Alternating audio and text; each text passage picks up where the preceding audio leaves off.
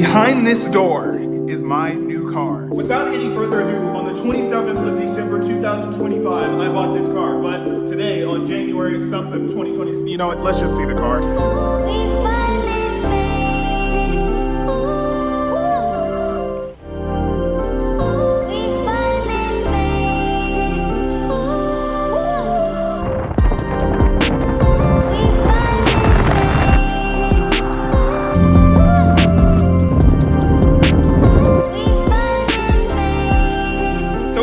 I'm just going to show you around the car, and then we're going to do a few modifications. Well, actually, I think one modification, and we're going to be going to a few of my favorite locations that I filmed in the past. Side note, this interior is a huge upgrade. Don't mind the Starbucks or the random grease stain on the steering wheel or the tire pressure light. We just won't worry about that stuff. Don't pay attention to... Now, what's so different about this car than when I had the last car is I actually financed this car. And it's the first car I've ever financed, and it's a little scary, but I can well afford the payments. The insurance is diabolical. It's just as much, well, actually it's $50 less than the 370, but it's still $400 a month because I had the one accident in the Versa. We don't talk about that. Now, I didn't really do much negotiating, but I got a pretty decent deal on this car, and I needed reliable transportation, and I wanted something a little fun, but that was, you know, second on the list because I really needed transportation. I had given up everything. I was looking at Toyota Corollas, but this popped up and I just went to go look at it to see if I, you know, wanted to even consider another Veloster because I was morally opposed to it after what the last one did to me. And this one, actually, I went up there, I test drove it, I liked it, and I decided to run the numbers to see if it would even be possible, and it was. One thing led to another, and I ended up driving home. And I'm glad I did that because I'm really starting to like this car, even though I won't have it for long. You see, this car is great and all, but this is more like a workhorse than anything. This is going to be what I use to hustle for content and money. I do Uber Eats with this car, even though I don't really want to because it puts too many miles on the car, but we'll address that in a second. Well, actually, we'll address it right now. The plan for this year is to get a beater car, and B, trade this in eventually for a 370 because I could afford the 370, technically speaking. But of course, it's just not like financially wise to only be able to barely afford the car because then I have to do maintenance, premium gas. It gets only like 17 miles a gallon. There's a whole bunch of stuff that goes into play. But now that we have established that this is the workhorse, what are we gonna do with it now? I do plan on modifying this car as much as I can within reason. I don't want to spend too much money on it because I don't plan on having this. But then again, that's exactly what I said with the old car. And you see, it started off like this and it ended up like this. So yeah, I guess we'll see how that goes. But anyway, enough about that. I'm gonna show you guys around the car because this is my first big purchase. You know, you guys are along here for the ride. So be happy. Be happy. Don't worry, be happy. I don't know what I'm doing. I believe this color is called Sunset Orange. Of course, this is the base, so it has the base headlights, base grille, base front bumper. Of course, this is a used car. It has like 80,000 miles, and also it has an accident, actually, too. Once again, since I wasn't going for the 370 as my next car, I wanted to spend as little money as possible financing. But technically, I could have gotten a better Veloster, but it's just not worth it. So this was probably a new bumper that was repainted, and you can see that's bad. These gaskets don't quite fit. It's kind of hard to see on a sunny day, but these panels aren't quite the same. The whole front end of the car is painted a slightly different orange than the rest of the car. And what wasn't mentioned on the Carfax is that this is also painted differently. Maybe it was part of one of the accidents it was already in, or I don't know. Under two different owners, it rear-ended two different cars, which is kind of crazy because this has forward collision warning, forward collision assist. The car basically drives itself. Actually, not basically, it does drive itself. I genuinely don't even know how you would pull that off twice. But yeah, that's part of the reason why the car was so cheap. Now, we do have the base wheels because it's the base model, like I said. And I actually love these wheels, but there's something I found out about them that will bother me until the end of time, or at least until as long as I have this car.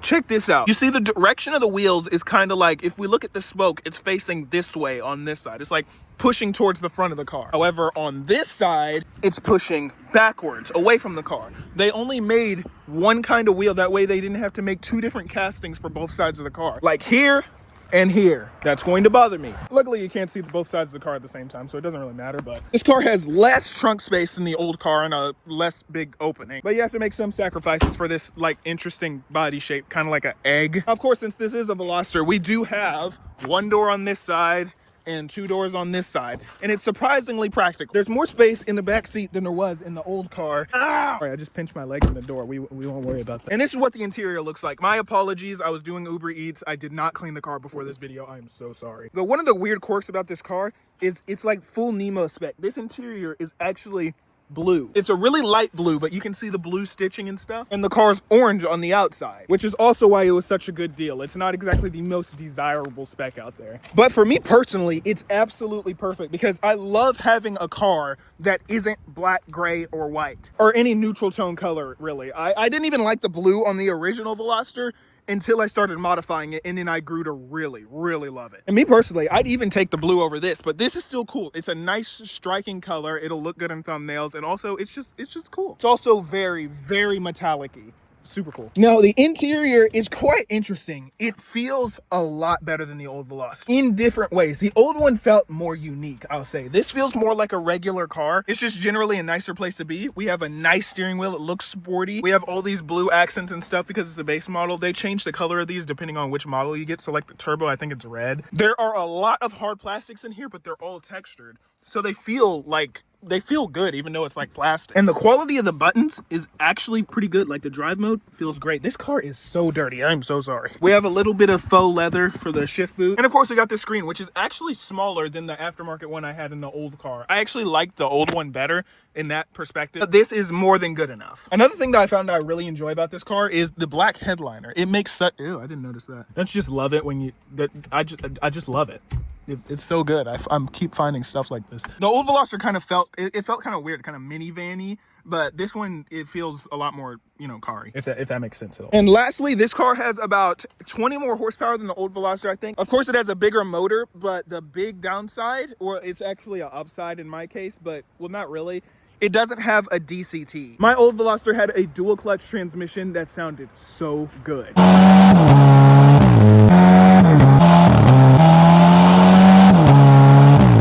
But it was so problematic. I had to replace it, and that was expensive, and it was a headache, and I never want to do that again.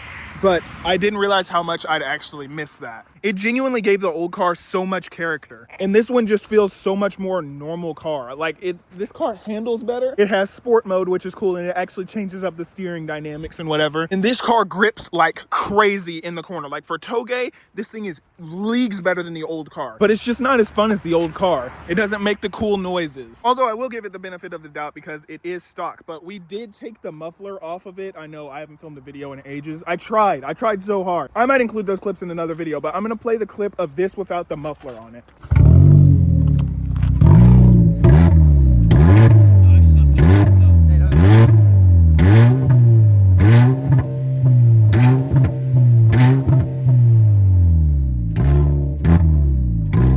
Not only does it have a stop limiter, but it just generally doesn't sound that good. I just want to leave the car stock. This car is a tool for me, so I'm going to use it to get my cool car. Now, I'm not saying I won't make this car cool. It's just mainly going to be aesthetic mods, except maybe an intake and wheels. Yeah, I'm so bad about this. So now that you guys are more familiar with the car, let's go to the next location so we can do the first mod. But before we do, I have a little something for those of you who've watched the video this far. I really appreciate you guys. So for you guys, I'm ripping the first burnout in this car, or not really the first one on purpose, I'll say.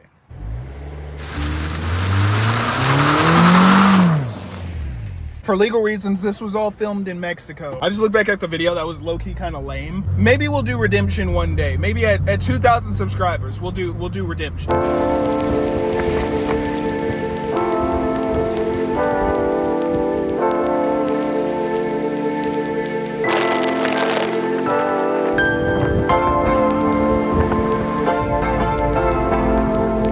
We found a nice little parking lot to do these headlights. As you know, I love Oxydo bulbs, and I'm gonna sing you into the past with Past Me from last night. Woo! Now, if you know me, you know I love Oxydo bulbs. I had the full suite on my old Veloster before it blew up, tragically. Once again, we don't talk about that. And when I bought this car, the first thing that I noticed is that these headlights are absolutely horrible. All right, I'm gonna go ahead and turn them on for you, except no, they're actually on right now. This, you can see they're on right now. I'm gonna turn them off, on, off, on. The funny thing is the daytime running lights, or the DRLs, are actually just as bright as the normal headlights. So I could technically drive without my headlights on and be pretty much just as safe as I am right now. Now, I choose Oxydo Oxido headlights specifically because I have great experience with them. My old car, they were fantastic. I had them all around. And for me, it's not just about safety, even though safety is really important. These are absolutely horrible, and I literally off camera cannot wait to get these in. But it's also about aesthetics for me. I have a 2019 car, and when I got in this car, it felt older than my old car because of the halogen lights. Even down to the Oxido turn signal bulbs on my last car. I love them because it made the car look so much less dated. Now, on 99% of cars, installing these is actually super easy. All you have to do is find where the bulbs are, untwist the little dust cover, then untwist the bulb from the headlight housing, unplug the old ones, plug in the new ones, twist those in, and then put the dust cover back. And it's literally just as easy as that. You just rinse and repeat however many times you need to. Alrighty, here's the completed product. Look at these high beams. They already look so much brighter than the stock one. With Oxido bulbs, you can literally go from this to this. So much better. Like, seriously, off camera, I was legit gonna buy some of these if I didn't reach out. And they hooked your boy up. I'm not gonna lie. Support those who support me, please.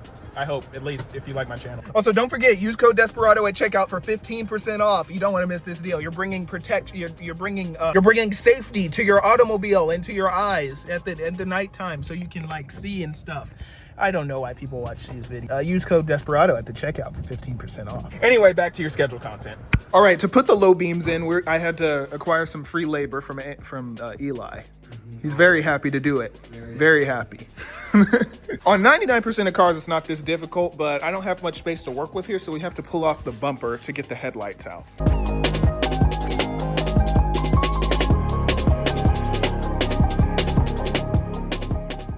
All right, we had to take the bumper off, but we now have the low beam bulbs in. As always, they're a huge improvement. I just can't thank Oxido enough for sending those out. But anyway, this is the new car. It might not have been what we were expecting, but it's what we got. I just want to thank all y'all for watching this video. Thank you all so much for following me along this journey. Thank you all so much for watching. I'm the Desperado. I'll see you on the next one.